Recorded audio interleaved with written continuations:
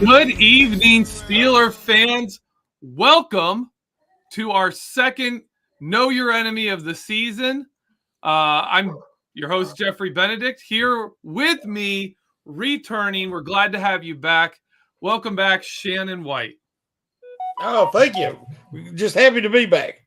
How are you doing? Are things good now, or are you better at least? We had the funeral today, and it was a great turnout and made a lot of great memories with family and friends, and so it was a real blessing, and so I'm ready to shift gears and talk some Steeler football. Absolutely. Unfortunately, tonight we do not have a guest. Apparently, it is preseason for Jaguars.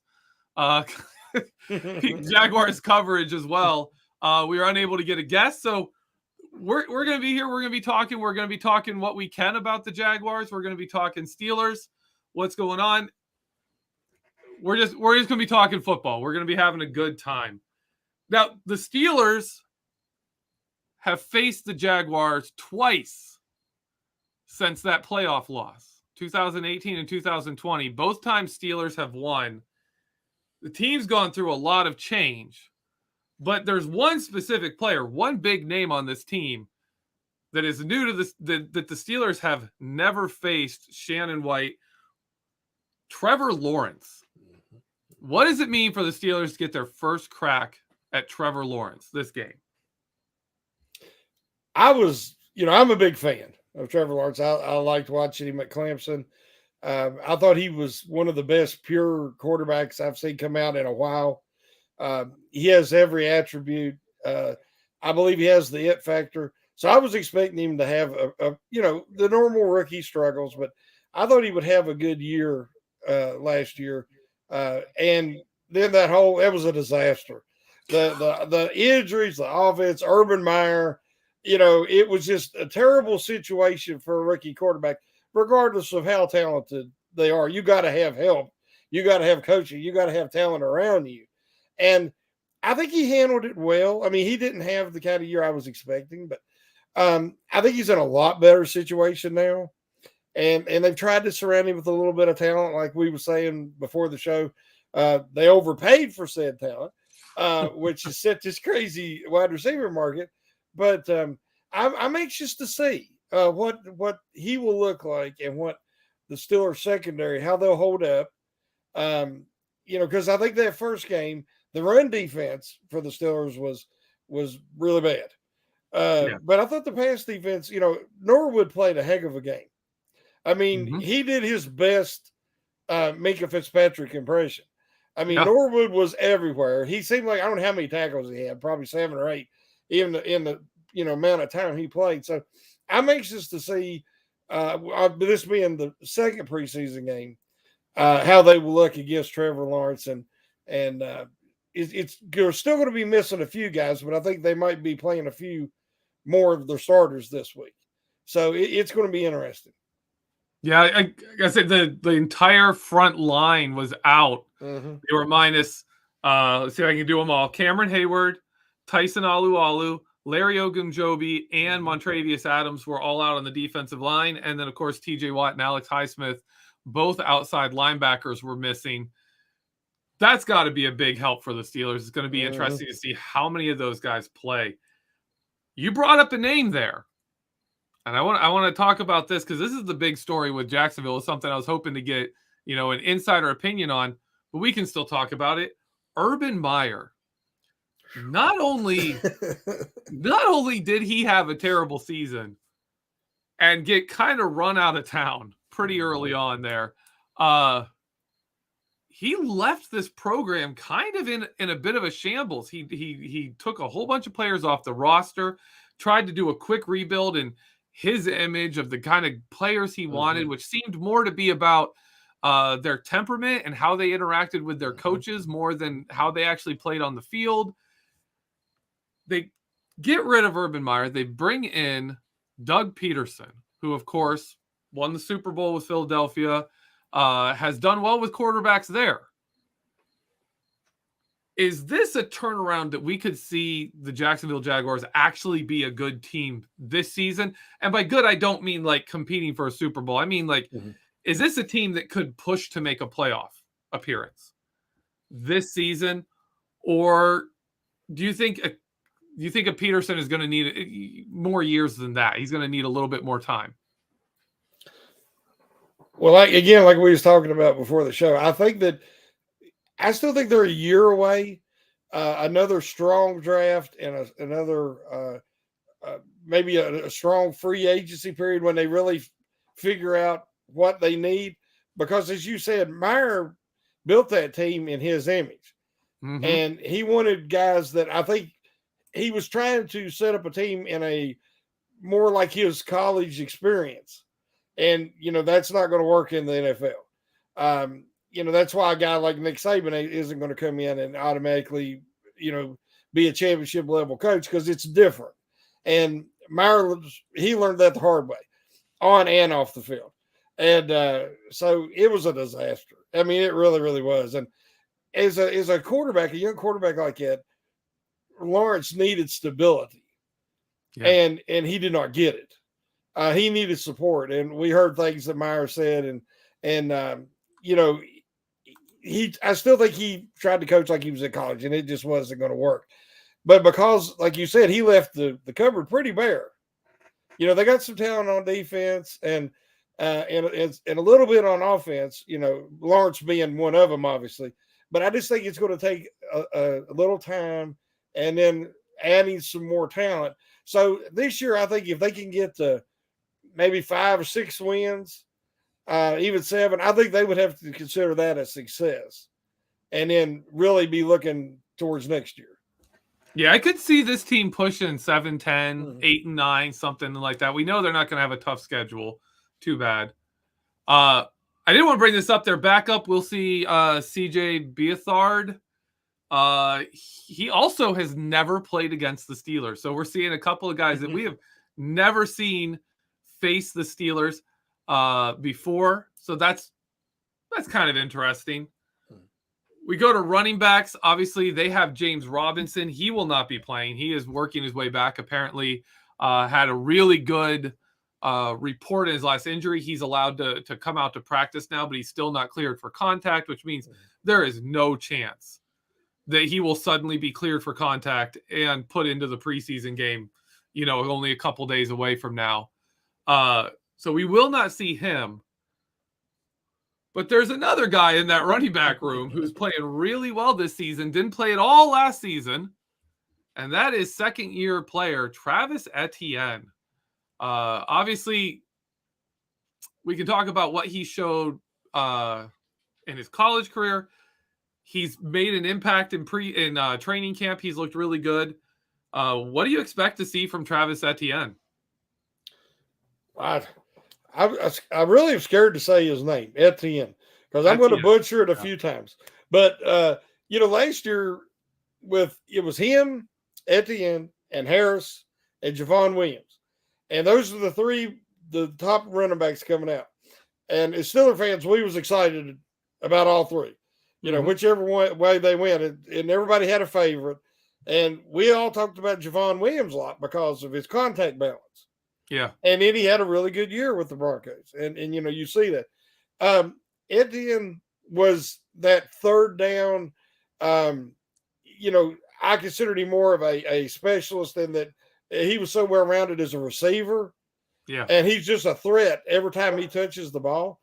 And if he can be healthy, and it seems like he's, coming back and getting near 100%, that's like having another first-round draft pick that you never got to use last year. And that's like having 2 first-round draft picks this year. So that could be huge for them because their offensive line was a good run blocking line for Robertson. He had that 1,000 yards as a rookie, undrafted, very impressive. And when he comes back, that could be a really good backfield tandem. Absolutely. Those two going in tandem together. I was going through, but we're going to come back to Etienne because there's some more I want to talk about him and how he fits in this offense. When we look to wide receivers, the Jacksonville Jaguars, brought in Christian Kirk on a very big contract. They brought in Zay Jones. They had Laviska Shenault Jr. They had Laquan Treadwell. Those are 4 guys drafted in the first or second round. None of them have had a 1,000-yard season. None of them have really had that great of a season. Christian Kirk had a really good season last year, got over 900 yards, earned that, got himself a big contract for it. But to me, looking at the Jaguars roster, the only person they've have on the roster that's had a 1,000-yard season is Marvin Jones, and he's 32, and that was a few years ago when he hit 1,000 yards. This receiver room seems to be kind of a grab a bunch of versatile number 2, number 3 guys that can line up in the slot, line up all over the place, throw them out there, and kind of hope Trevor Lawrence can, make soup out of this. Like, take these ingredients and turn it into something good. What do you think of this Jacksonville wide receiver approach? With all the money they put in to those guys, overpaid, you're like, could they have went after true number one, and realize that, they're not a playoff contender and look to the draft or maybe get another one next year. But I thought they would have been better served to look for a true number one than to get a couple of questionable number 2s. And they've got a lot of that right now, as you said. And, Christian Kirk reminded me a lot of Juju Smith-Schuster, and the fact that he was playing across from Hopkins, and who drew the top coverage, the double teams and everything. And Kirk was able to exploit that in that offense where they throw the ball so much. So I think his numbers was a little bit of inflated. And I think what the Jaguars is hoping that Trevor Lawrence can pull a Ben Roethlisberger and make the receivers look better than they actually are. Because there was a lot of times there, that Ben helped these guys. He was so good that he could make, as you say, soup out of, a hodgepodge of players, throw all these ingredients together and they could make it work. Now, he had Antonio Brown and he's had Hines Ward. He's had some great players, but I'm just saying he made some second level guys look really good at times. And, also with that great receiver on the other side drawing that coverage. Well, Jacksonville's not going to have that. They don't have that true number one. Or you mentioned earlier, they don't have that in a tight end either. So, I hopefully he can elevate the abilities of those guys around him because he's going to have to, because they still lack some talent there in them skill positions. Yeah, and at tight end, you brought up tight end. They bring back Dan Arnold, who's a solid receiving tight end, not the best blocker. They add to that Evan Ingram, who is of course a receiving tight end, again not the best blocker. They've got 2 solid. They've got 2 receiving tight ends that have a lot on paper going for them, but really haven't produced that much. And it looks kind of, like you said, kind of like the wide receiver room where you've got these guys that in the draft looked really good, but they haven't really produced. Like, they're still fast. They've got good size, but they just haven't put it together to become like a real number 1 receiver. And they've got 2 tight ends who've kind of done the same thing. Neither of them are really that dominant, pass catching tight end who's going to be that guy who can be a focus of your offense. But they've got 2 who are pretty good. And like, at that point, you've got 4 wide receivers, you've got 2 tight ends, no one really standing out, but you've got a lot of depth, you've got a lot of talent. But you're hoping your quarterback, like we were saying, can make soup out of it. And for me, I look at it and I'm like, I kind of feel bad for Trevor Lawrence because he doesn't have a go-to guy. He's got to be the go-to guy. Like, he has to be that guy for this team that just makes it happen. It's just going to be on his shoulders. And I wanted to say this because I want to swing back. Because if you think about this setup, right, if you have 4 pretty good wide receivers, right, where any one of those 4 guys is a really good number 4 receiver. Any one of those guys is a good number 3, possibly number 2. None of them are a good number 1. Mm-mm. So you're going more for overloading the defense and saying whoever your weakest cornerback is, someone's going to get lined up on somebody that they're going to be able to beat, right? That's kind of what it looks like they're going for. The same thing with Dan Arnold and Evan Ingram. And then I go back to Travis Etienne. And what we've seen with his talent and what you've talked about with him being more of a well-polished receiver. Is this an offense set up for Travis Etienne and a James Robinson to be the best offensive weapons? Oh, I think it's going to have to be. Yeah. And and then sprinkle in some of the wide receivers and Ingram, he can, he has talent. And he's had some games that you think, well, he had a 100-yard game. It looks like he's going to break out, but it never happened. And, with the Giants and Danny Jones, Daniel Jones, he might have an excuse there, but he also has had injury issues. He's been hurt a lot. So if he can stay healthy, that give you that pass catching tight end. And then with the 2 solid running backs, I think a lot of it's just where Myers left him in such a bad spot. In one offseason, you could only do so much. The Steelers figured that out last year. Yeah. And you could fill as much as you can, but you're going to fill some positions with a lack of experience. Some's going to be a lack of talent. And, you're just going to have to make do. And that's that's the situation I think they're going to find themselves in. But Etienne, he has experience with Lawrence. I know it wasn't at the NFL level, but I think that might help their chemistry. And, there was times he reminds me of, the Saints running back. Kamara. Kamara. Alvin Kamara. Yeah. He reminds me of him in that he can be such a threat and a big play guy that if he can have that kind of game and effect on the Jacksonville Jaguars offense, that would be a huge help for Lawrence and the rest of, because they don't have quite the talent that they need right now, but he could help bridge that gap till next season. I like it. I think you're right. I think that's kind of where it is this team is going to have to be running back focused. And that puts a lot on the offensive line. Mm-hmm. Their offensive line was a pretty good run blocking line last year. They brought in a big contract, Brandon Scherf from the Washington Commanders. Mm-hmm. He's going to be one of their guards. He's there with Cam Robinson returns.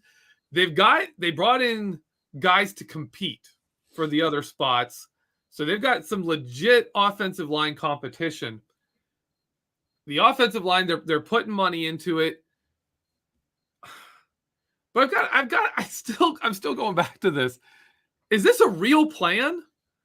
Like, is this a real offense? Or are they just, throwing this out there and hoping Trevor Lawrence can make them look good? Yeah, I think it's a little bit of a hope. They're hoping. Of course, I thought the Steelers did that last year. I mean, they were stuck in the situation they were in, reduced salary cap, and it would have cost more for Ben to walk away than to stay. And you knew that they had to have a running game. There's certain things that had to happen because Ben was immobile totally, and it didn't work. But they somehow managed, to get 9 wins out of that. So I think the Jacksonville Jaguars would be thrilled if they could pull 9 wins out this year. Because I think that they did all they could with the money they had and the resources they had, but everything's going to have to go perfectly for them this year, for them to get past 6 or 7 wins. I want to bring up next. We're going to the defense. We're not going to spend too much time on their defense, but I do want to bring this up. The Jacksonville Jaguars in their second they played in the Hall of Fame game. So preseason week 1 was their second game. They played the Cleveland Browns. And while they lost to the Cleveland Browns 24-13, they were actually leading 13-0 in this game when Trevor Lawrence and Deshaun Watson were both playing. Mm-hmm. Jacksonville was winning 13-0. One of the great lines that the Steeler fans will enjoy, Deshaun Watson being 1 for 5 for all of 7 yards, was booed every single time he stepped onto the field. Mm-hmm. Got it much worse than Mason Rudolph got after the strip sack.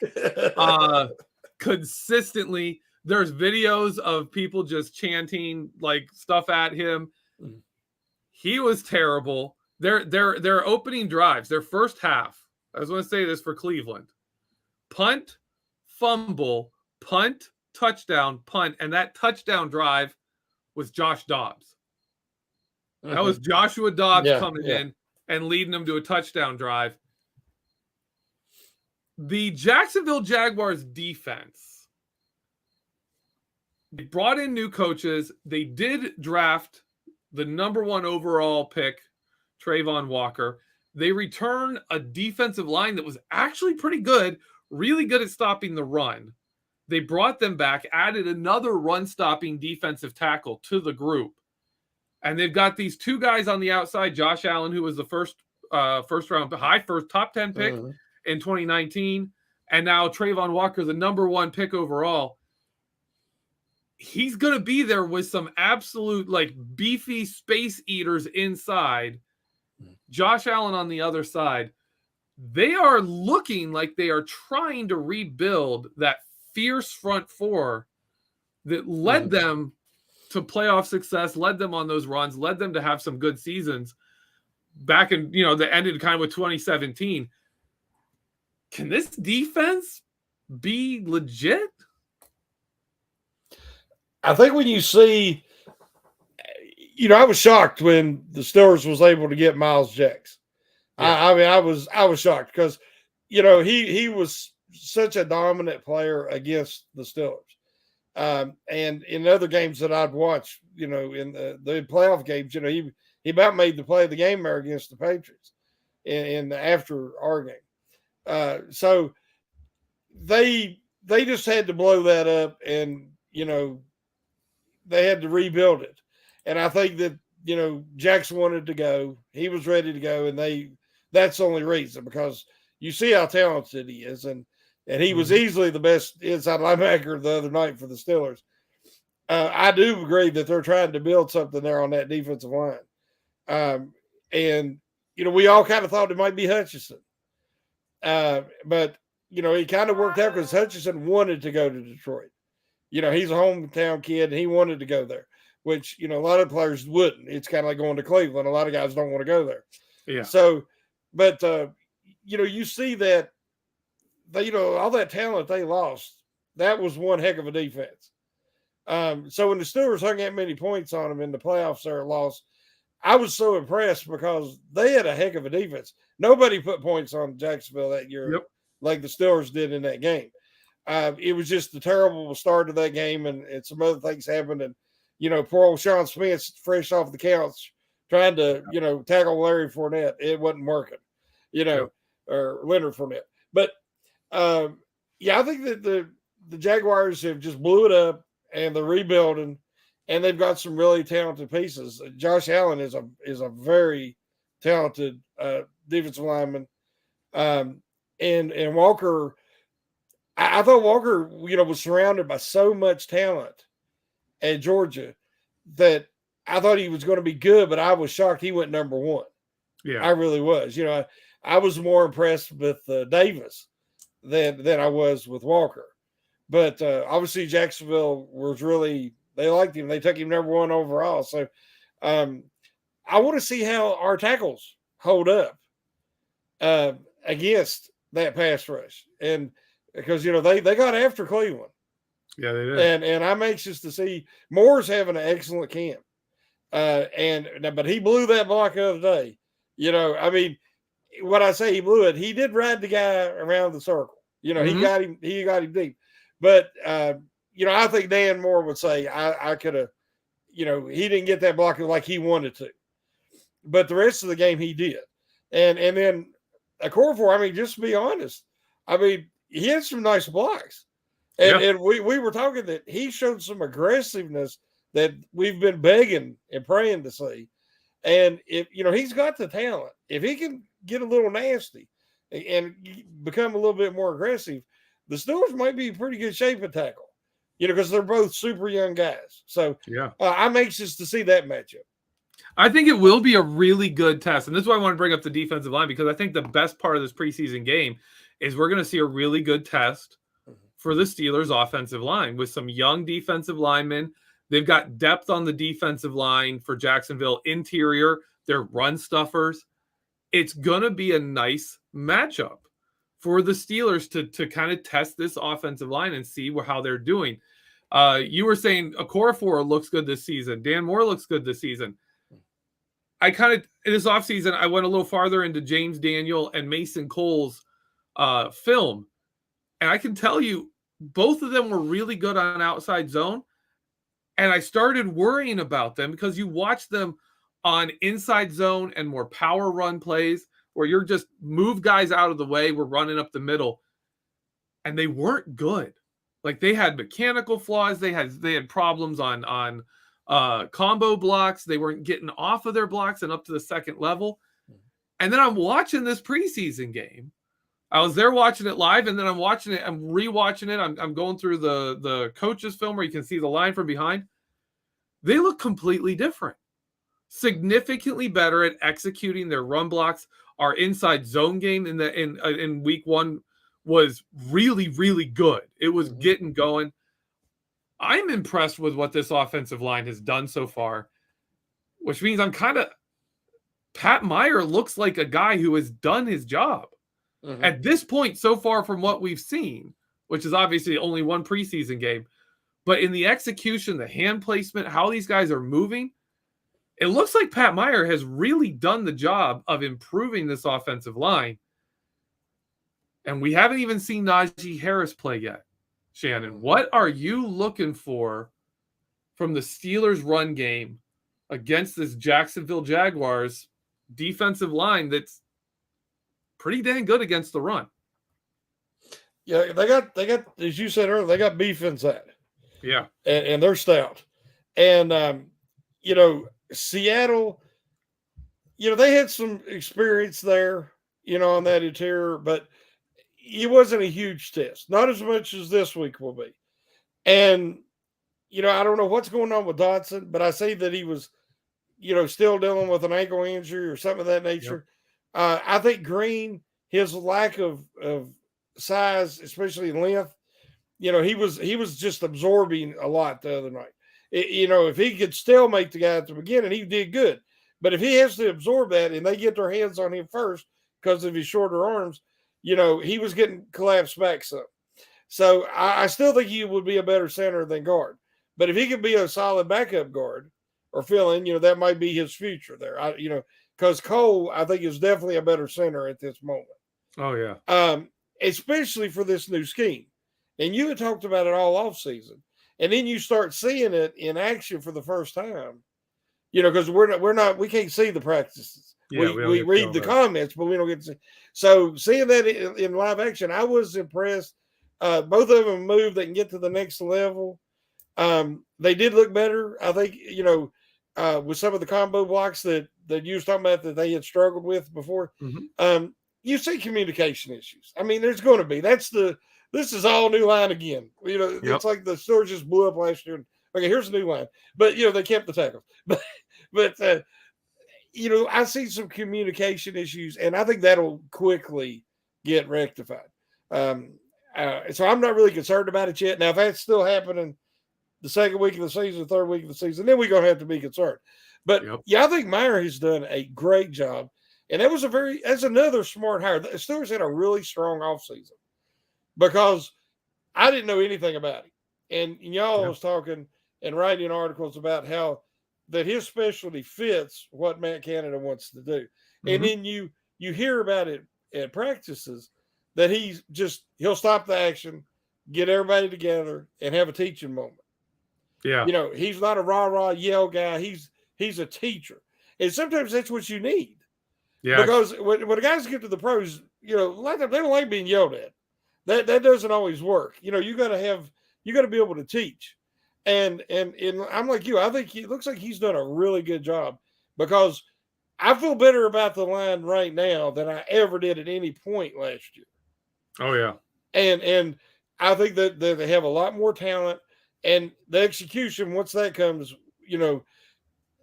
McFarland had room to run. Warren had holes to hit. And last year, even in the preseason, they couldn't run the ball. No.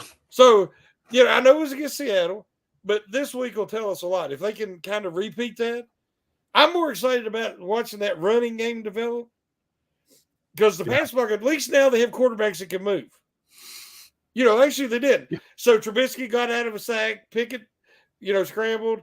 Rudolph can move if he steps up in the pocket like we on that one play you broke down. But last year Ben just couldn't. I mean, he just could not. And he needed a strong line, and he did not have it. If they can develop that running game, if they blow an assignment once or twice, maybe Trubisky or Pickett or whoever can get out of that, like Ben used to do. Ben, the Steelers had a lot of success with some mediocre lines. Yep. If you have that mobility factor, and the Steelers do now. So I think this week will tell us a lot. I want to talk a little bit about some of the stuff you referenced there. One is I have an article. I had a film room out. It was about James Daniels' rough first game with the Steelers. Mm-hmm. He was really good in run blocking, but there were several times in pass protection where he had a complete lapse. I mean, what? Two of the plays where he gave up hits on Trubisky involved him just not seeing a player adding on to the rush. Where if you count it off pre-snap, like, okay, Chukwuma Okorafor has this defensive end. James Daniel has this linebacker. Mason Cole has this defensive tackle, right? Those are the three you're covering. But when someone gets added on or someone stunts, that changes, right? And all of a sudden, James Daniel needs to block that defensive end instead of the linebacker. But he's trying to switch to the defensive end instead of guarding the linebacker, and the linebacker is coming in mostly unblocked and has a free shot on Mitchell Trubisky. It happened another time where Mason Cole from the initial looked like he was going to be a floater, like he had a guy to block. And then they added a cornerback in. Chukwuma Okorafor lets the defensive end go, outside linebacker go, blocks the cornerback blitzing, and James Daniel doesn't pick up the outside linebacker. He stays with the defensive tackle, who Mason Cole is picking up. Just absolute mental lapses that like you said, they've got to improve. Because you got to believe they're going to improve, because these are mistakes you can't be in the NFL and make. Like, this guy's either going to get that fixed, get that back to where it needs to be, or he's going to be out of the NFL this season. He will not finish this season as an NFL player. But if you said it yourself, they didn't show that isn't normal for them. That isn't part of their history. Yeah, and it's not what you expect in preseason. Exactly. And I just think it was some communication issues. Where offensive line play is so much about cohesion and chemistry and communication, and it's impossible to develop that quickly. And even with experienced guys, these guys are all young, but a lot of them have experience. Daniels, Cole, but like on the one play that I was going to bring up when we talked about it this week, to me, if you got an outside linebacker or an edge guy coming, and you got a cornerback coming out wider, you pick up the closer guy is the bigger threat on the inside. And I thought Okorafor shouldn't have went for the cornerback. He should have, because he was the one thing, the guy was coming where the quarterback could see him because he was coming from his right. Yeah. And I think he would have had more of a chance to dodge him. Ben used to do that all the time when they send them little guys from the outside. I thought that Okorafor should have picked up that interior blitzer, and instead of floating out. And I think maybe Daniels thought that was what was going to happen. I ain't making any excuses, but I'm just trying to think like maybe they were thinking, because he didn't even try to pick that guy up. So I think in his mind, I think he thought he was expecting something else. And that's stuff that they can get I think it'll be pretty easy to get, cleaned up once they get a little more time together. Yeah, as soon as they hit that film room afterwards, it's going to be an immediate priority for James Daniel to get that fixed. He's good. Yeah. He knew then. And if you watch the rest of the game, he was much better in pass protection. It's like it kicked into gear. Like, it's the first game. Sometimes guys are like in the first game and they're not really there yet. They're not really ready. We've seen that before. I mean, Ben Roethlisberger, I'm trying to remember which season it was. One of his best seasons, his preseason, he looked like he didn't know what he was doing. He went out in the preseason, like his first preseason game was like he'd forgotten how to play football. He was like not reading the defense at all, and he was throwing routes wrong. And then he had one of his best seasons ever. It happens. Preseason can happen. You don't like it at all in anyone, especially when it's a free agent lineman that you brought in to be one of your starters. But you were talking about the inside blockers being key, like the inside rusher being the most dangerous. So a lot of schemes read the defense. You find the mic, and then you read the defense from the mic out for your blocking assignments. An interesting thing with Pat Meyer, and I ran into this when they signed Jeremy McNichols, and I was watching him as a pass blocker and how Tennessee does it a little differently. They're a much more aggressive, much more run blocking team. And in pass blocking, the running back is responsible for the most inside rusher. But whoever's rushing straight up the middle, the running back has that guy. And how they would do is the running back just basically on the snap goes straight up into the front, straight up into the middle of the pocket. And if there's no one there rushing, they head out and become a receiver. If there's someone there rushing, they just, as they're running up there, hit them and block them. Right? And they did that the other night. Yeah, they did. Yeah, and it showed up with McFarland blocking a few people.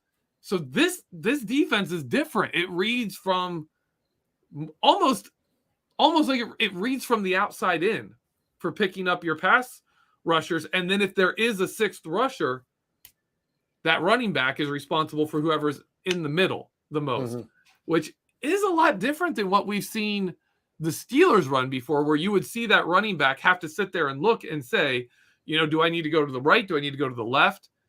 And I think a lot of this has to do with Najee Harris, because last year Najee Harris was not good at reading where to go. His big problem wasn't actually blocking people. It was figuring out what to do. Like he would Ben was moving him around a lot. Yeah. And he'd look and he'd be like, okay, I'm going over here. And then this guy's coming unblocked the other direction. And it's like, no, Najee, it's the wrong way, man. And I think Dave and I even did a Vertex about it, where it was like, okay, he brings absolutely very little in pass protection. But as a receiver and as a runner, he brings enough that just don't use him that way. Right. And one of the things I'm very interested to see, because I think one of the aspects of this style of pass blocking is Najee Harris doesn't have to read what's going on. He just has to head up to his spot. And if there's a guy rushing that spot, hit him, block him. If not, you're a receiver. And that's so much simpler. And I think it really fits Najee Harris. And I think it's one of the reasons Pat Meyer's such a good fit here is his system fits Najee Harris. Another guy it fits and benefits really well is Dan Moore Jr., who's having, as we've said, having a heck of a camp, having a heck of a game last week. Obviously, there was the strip sack for Mason Rudolph. He still had hands on the guy. I'm not gonna be too harsh on Dan Moore Jr. for that. He still had hands on. The guy had to reach over. Mason Rudolph had plenty of room. He could have stepped up into the left. It's that kind of a system. The quarterback has to move more. The offensive line gets to be more aggressive. The running back has simpler reads and pass protection. It's a very different look for the Steelers' offensive line. And it's definitely something to watch for this preseason game coming up against Jacksonville. It's definitely a big thing to keep an eye on, is the offensive line. Najee Harris and pass blocking, all of that. Their run blocking, all of that. Watch that offensive line. It's, you're just talking about how different the system is. It's so different because Ben's gone. I mean, everything was, revolved around your 18-year franchise quarterback, and he did not fit the system. And it was just, now we're actually going to see Matt Canada's system. And whereas last year, nobody had been saying, well, he could have stepped up there But all these guys had the mobility that they could do that. On that strip sack, there was a lane there where he could have stepped up and run. And so I said before, you can't judge anything based on last year because this year is totally different. Yeah. Even Deontay Johnson is an excellent receiver, but he was force-fed the ball last year because he was the only guy who could get open consistently and quickly. Well, now they have so many more weapons. And if you take Harris, who is such a good receiver, and he's too talented, too strong to not be a good blocker, but if he could be more aggressive and then leak up through the middle, even if the running back leaked up into the middle last year, Ben didn't like throwing across the middle. He just did not like to do it, for whatever reason.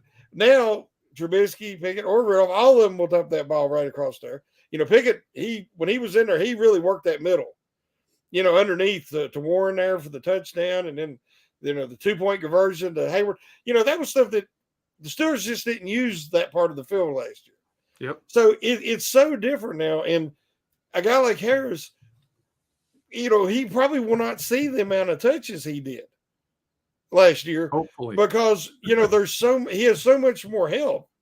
And even when he does, he hopefully won't be getting hit 2 yards behind the line of scrimmage trying to get a positive run out.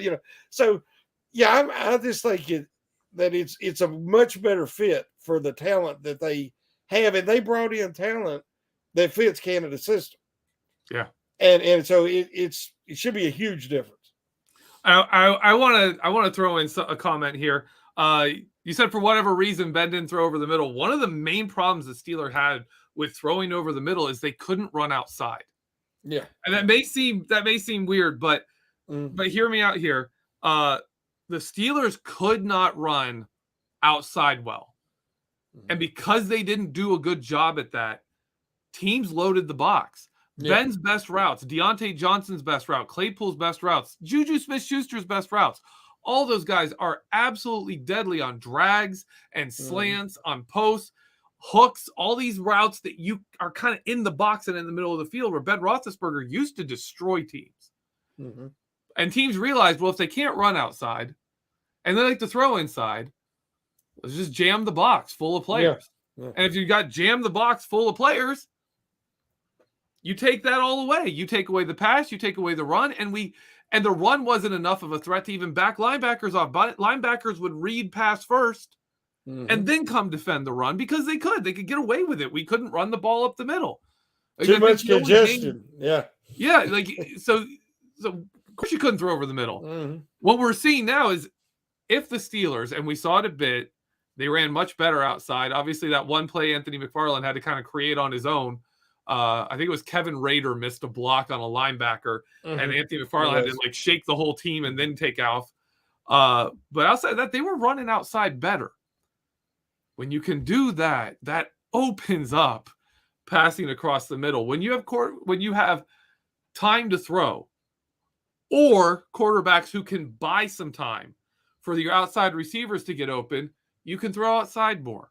You don't have to rely on the inside, and teams can't just overload the middle of the box like they could against the Steelers last year when a whole bunch of factors came together to make it so the Steelers really couldn't punish teams for just overloading the box and just saying, we're going to put everyone in the middle of the field and you're not going to beat us.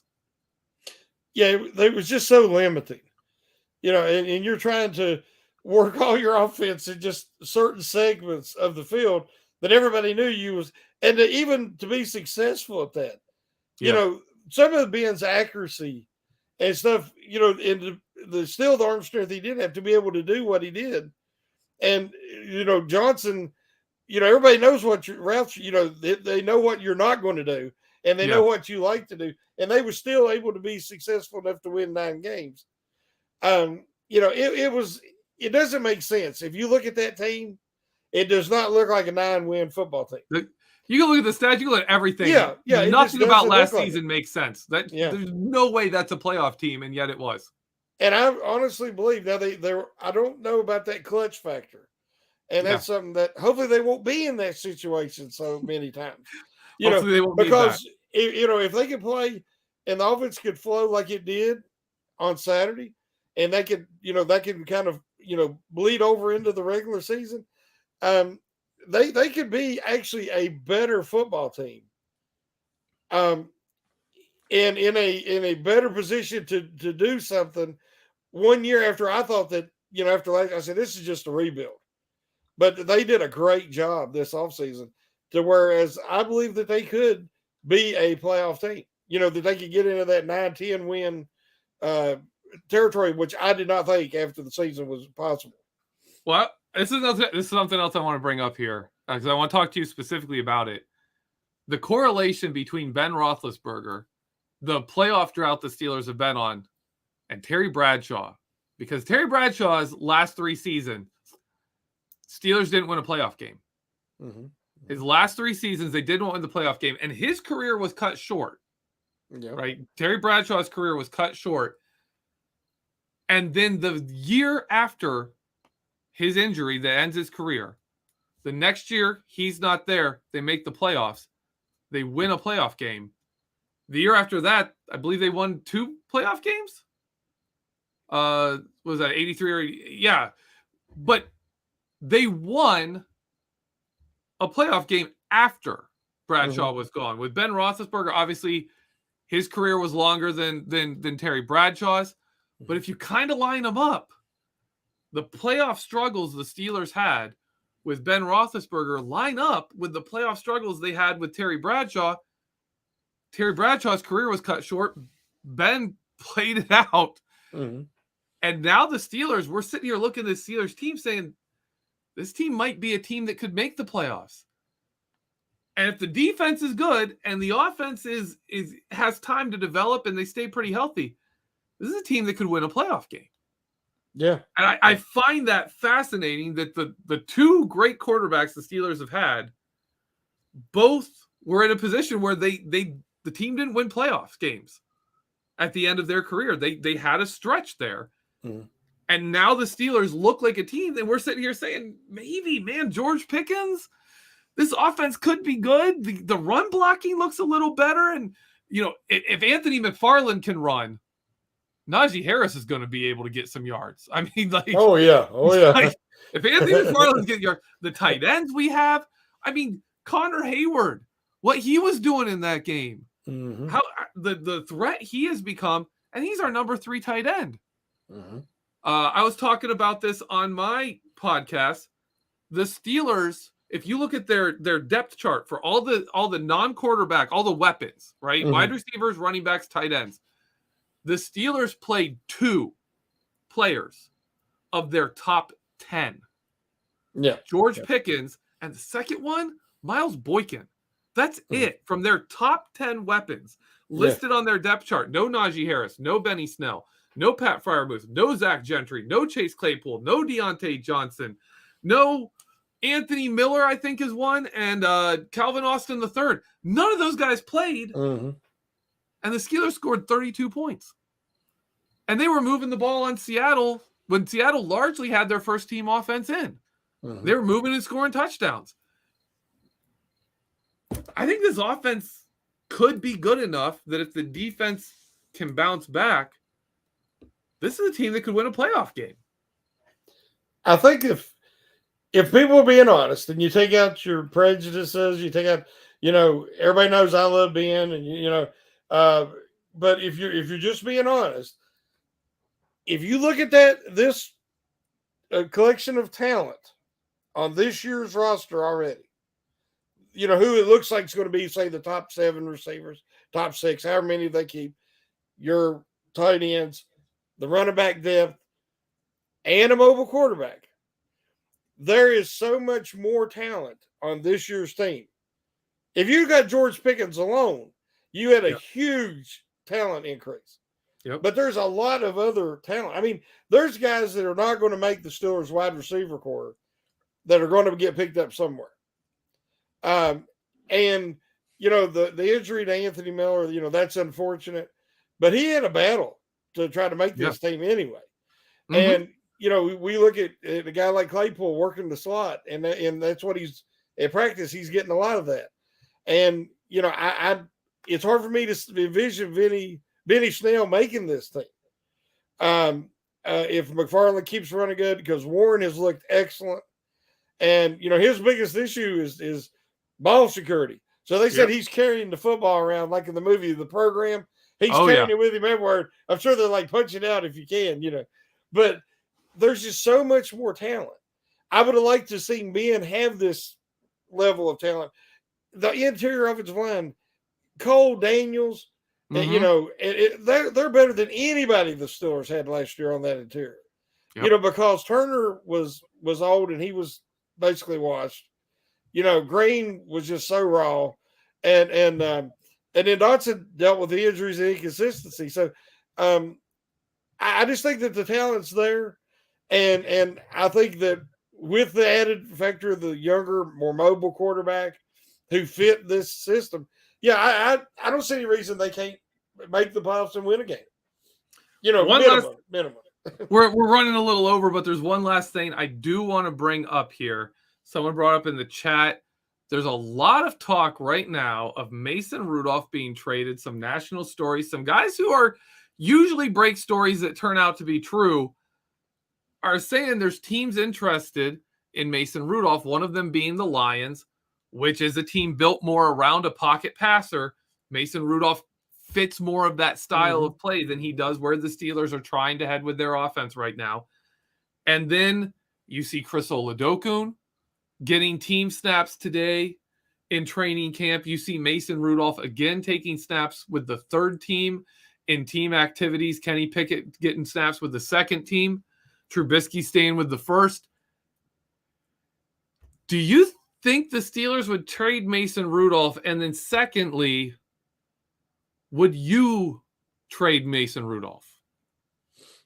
Well, we all heard Amar Khan say, we have no interest or we're not actively shopping our quarterback. That's not saying they ain't listening to offers, however. And if there's any truth to that, I would say if Pickett, if they're going to let him, I think, get snaps with the second team Saturday, to see how he does, taking that next step up in talent. If they think that he is able to be a quality backup this year, then that might make Rudolph a attractive trade option. My whole thing is this, and I've said it before, I said it on the Hangover Monday. Rudolph, it's got to the point now that you have the people who love him and you have the people that hate him, and then most of us are in the middle.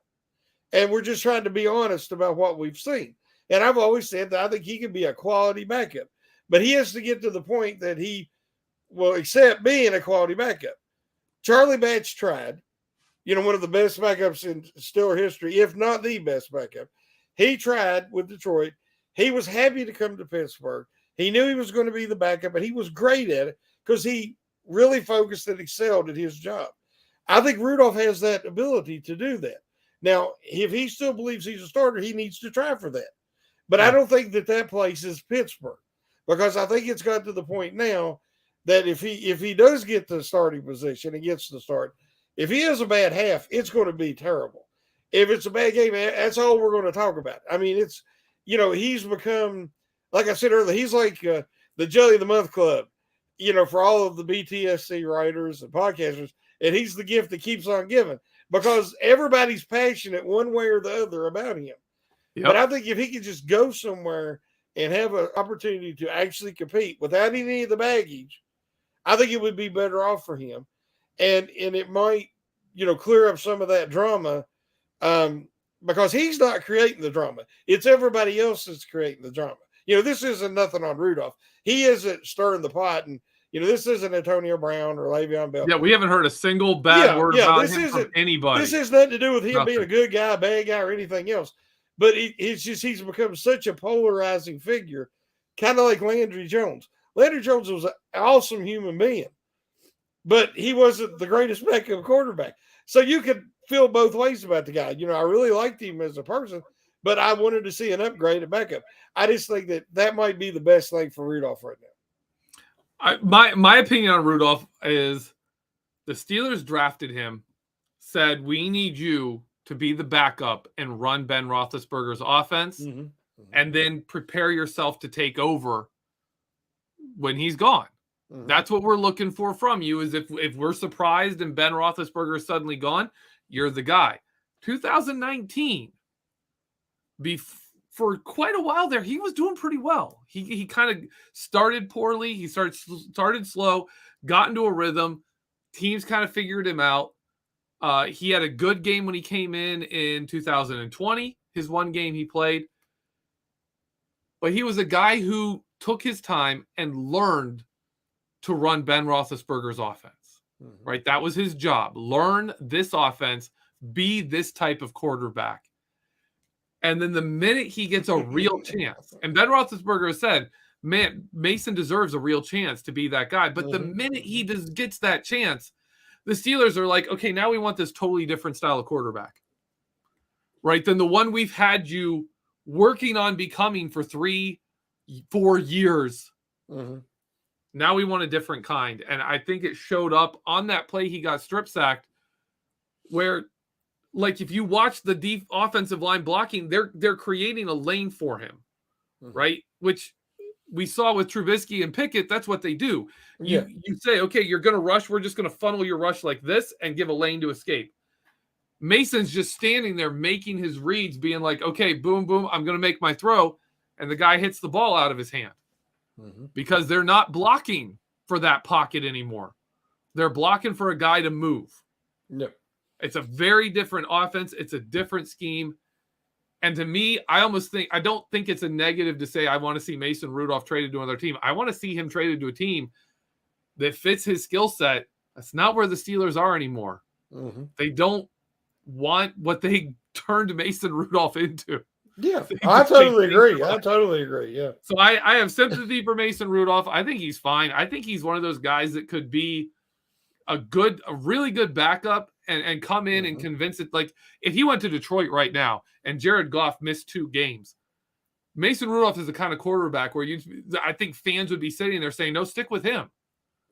You know, maybe we want to stick with Mason Rudolph and not bring Jared Goff back, because he's that kind of guy. He can come in, throw downfield, he can drop some stuff and make some plays that teams aren't used to, that teams may not expect if you're running that kind of Jared Goff offense. I think Mason can be good somewhere else. I don't think he can be very good on this Pittsburgh Steelers team.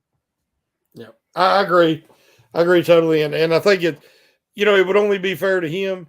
Sometimes, change is a good thing. And in this case, it might be for him. And because, like I said, there's some negativity that is been directed towards him, to where you can't say anything, even try to be honest about how you feel, because then, you're lumped in with the people that can't stand him, for whatever reason. A lot of it's not fair to him. But if you just be honest right now, you get lumped into that. And I think that a fresh start would be good. All right. That's our show for the day. Steelers, Jaguars this Saturday.